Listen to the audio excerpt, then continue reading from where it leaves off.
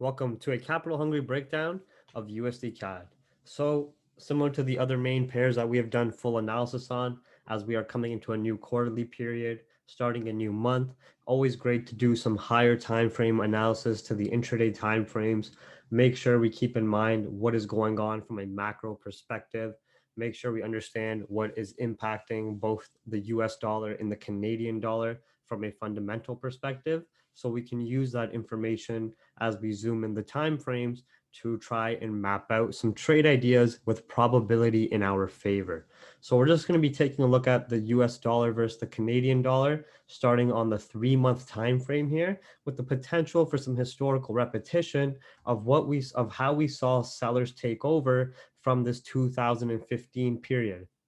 You can see even when we had pandemic markets hit the scene, which gave the US dollar a boost as the world's reserve currency and as a safe haven currency, especially when the whole world was facing that economic turmoil, being the coronavirus that led to economies being stagnant through the lockdowns. Of course, that gave a large, that increased the inflow of liquidity into our safe haven currencies during that time, such as the Japanese yen, the Swiss franc, the US dollar, and of course, precious metals such as gold were also heavily inflating during that time. But as we have started to wave off a lot of that market fear and have seen V-shaped recoveries even in the correlated global equities, like if you look at North American equities, if you look at the FTSE 100 in the UK, if you look at the Euro stocks, they've done a very, very sharp recovery thanks to central bank stimulus and a lot of the coronavirus fears being waved off from the market.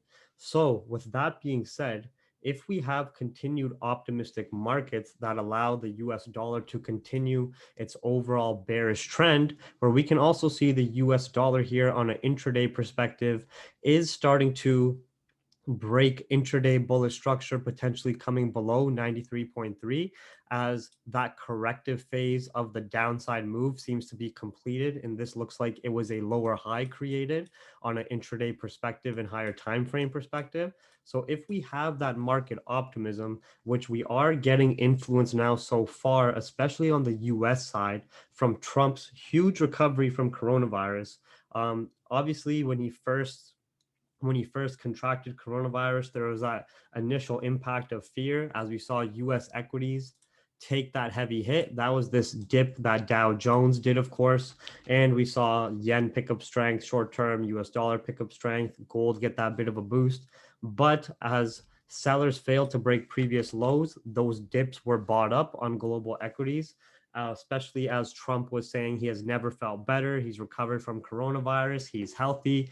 Pretty much in a 3-day span, Trump went from feeling great during the debate, then getting a positive test for coronavirus, testing positive, and all of a sudden feeling symptoms, to out of the blue just feeling amazing again through the treatment of that remdesivir drug, which I was just informed was an HIV drug from the year 2009 forward. So really hyping up that drug, the stock price and the sales of that specific drug, really downplaying the fear around coronavirus. If you're looking at recent headlines as well, which were just sent in the Capital Hungry trade room, you can see Trump releases a video from the White House saying, "Don't let it dominate you. Don't be afraid of it." He feels really great. He urges Americans to get out there and be careful. They have the best medicine in the world. He is really being very optimistic. He's talking about how the market is very bullish and US stocks are looking healthy. So a lot of this optimism we are seeing, if it continues on, we can potentially see the oversupplied US dollar remain having very low demand as well, which we can see a repeat of this historical price action. We can see potential downside moves to at least 1.2617 handle from a macro perspective, or at least to fill this order flow and wick range to this candle body price sensitivity area at 1.13 flat.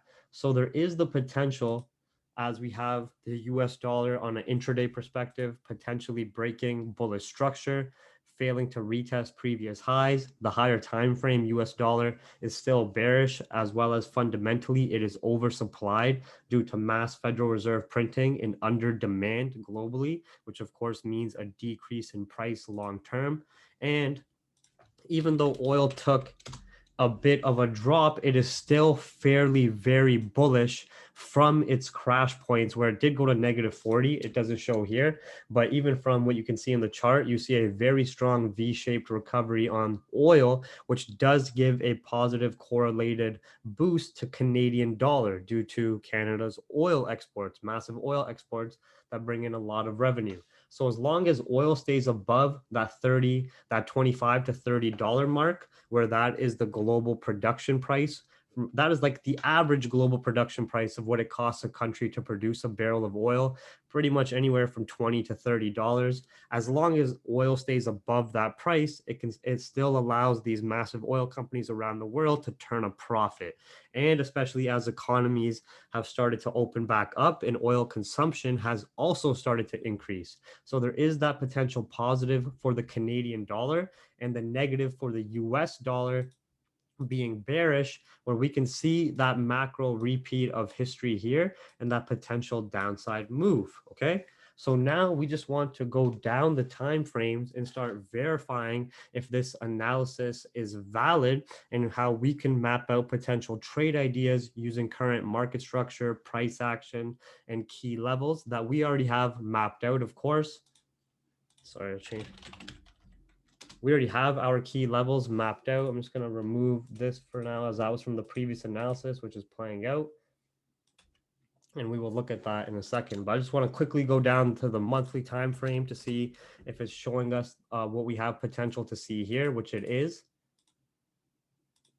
You can see buyers reacted at the exact same price point from previous higher time frame highs, February 2016, exact same almost candle body closure point itself as well, and a very strong potential to repeat history here for this downside move down to this demand area, where if we can play these ranges, and you can see even that bullish candle last month was just a pullback. It still remained in the range. It didn't break the bearish structure really on the higher time frames. It didn't engulf the previous candle. So it still looks like strong seller's pressure, especially if oil can continue bullish, giving the Canadian dollar a boost. And we notice the dollar index fall off and start going back to intraday low points, playing down the ranges. So we really want to watch the dollar index accordingly. Or even right now, where we zoom in on the 4-hour on this line chart, you can see we almost did get a break and retest of structure there.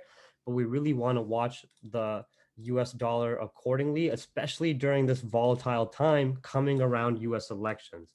But so far from Trump's recovery, we're seeing Japanese yen starting to wave off its strength and potentially going back to intraday lows. US dollar potentially breaking lows, the volatility index failing to test previous highs and turning bearish as US equities are more bullish.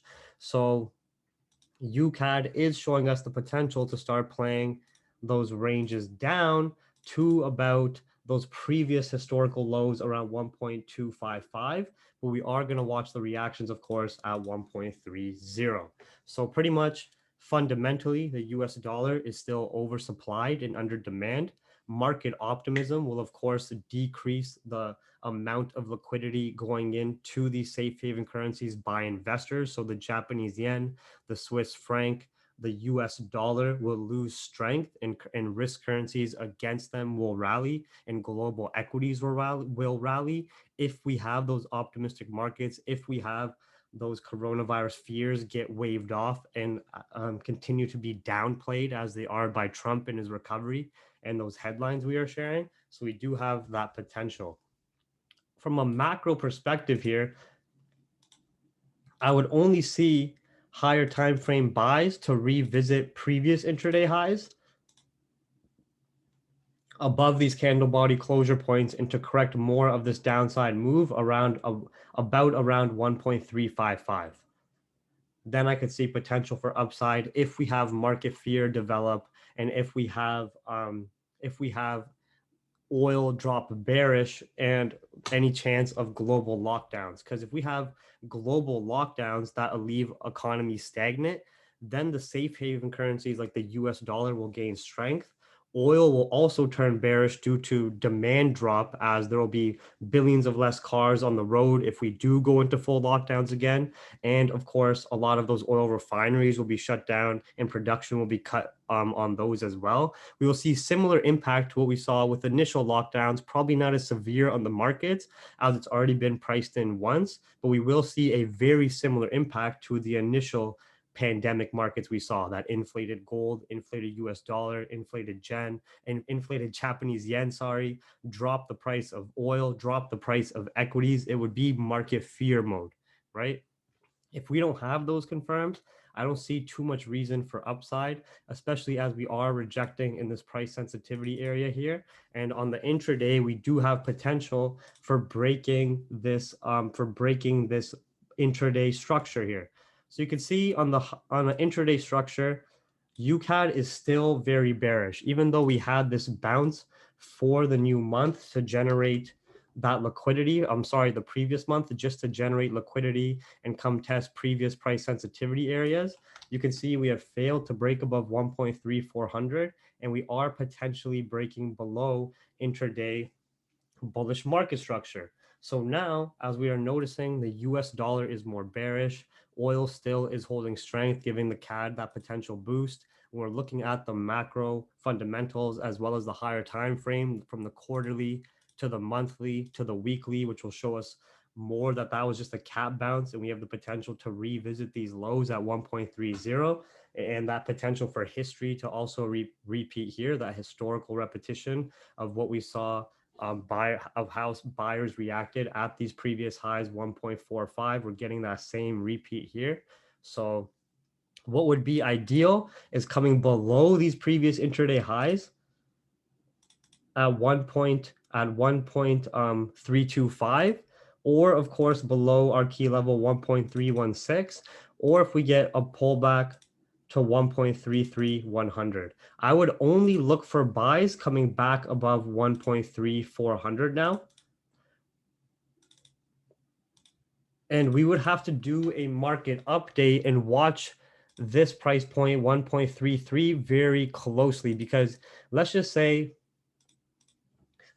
price rejects 1.325, starts showing us more bullish momentum, and we have confirms fundamentally for US dollar strength. Then of course we would have to adapt and take buys above 1.33110 key level. But otherwise, I'm looking to use previous intraday high points and reaction area below bullish structure as a sell point, potential retest of key level and fail to break above as a sell point with lower time frame confirms of exhaustion, or break and retest below 1.31600 to at least previous historical lows and intraday lows. Historical lows being what I was showing you guys on like the 3-month here, coming down to these price points.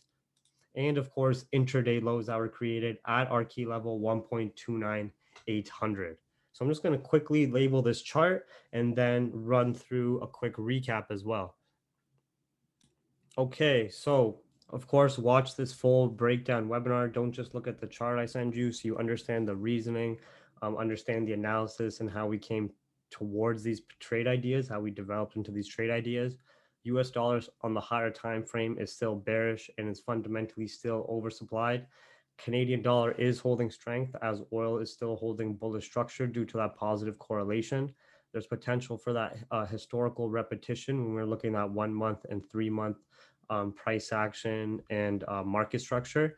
There's potential for a break of this intraday bullish structure, continue to play the key levels and ranges with price action confirms and lower time frame concepts taught. And we have to just understand currently there is some market optimism, which is keeping the US dollar, Japanese yen, Swiss franc fairly flat and keeping global equity stronger, especially as Trump has recovered so quick from COVID and the recent headlines of him downplaying it. And just watch the FOMC meeting minutes this week.